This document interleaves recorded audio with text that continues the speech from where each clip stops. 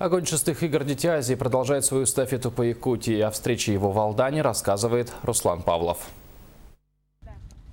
Огонь шестых международных игр «Дети Азии» в Алдане встречали возле обелиска Победы, что, конечно же, несло символический характер и настрой на будущие спортивные достижения.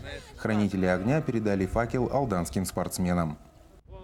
Принимаю эстафету «Дети Азии» в Алдане.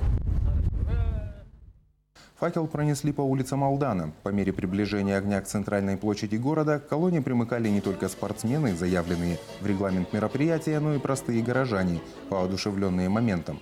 Стоит отметить, что огонь игр проходит через все населенные пункты. Кое-где с удивлением принимали людей в оранжевой форме, несущих факел.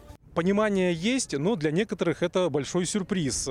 Особенно вот мы когда приехали в Екатит, и там вот местные жители, особенно которые заняты своими повседневными делами, так с таким восторгом, недоумением, с радостью, я бы сказал, так позитивно были настроены и воспринимали этот огонь. Преодолев алданские улицы, огонь игр «Дети Азии» прибыл на центральную площадь, где его передали руководителям города и района. Сегодня наши достойные спортсмены готовятся к великому празднику. И, надеюсь, победа будет за нами. Завершится путешествие огня в Якутске, где 5 июля стартуют игры «Дети Азии». От Алданского района в сборную республики войдут более 15 спортсменов. Руслан Павлов, Дмитрий Заливин, Сергей Шипачев, НВК «Саха», Алдан.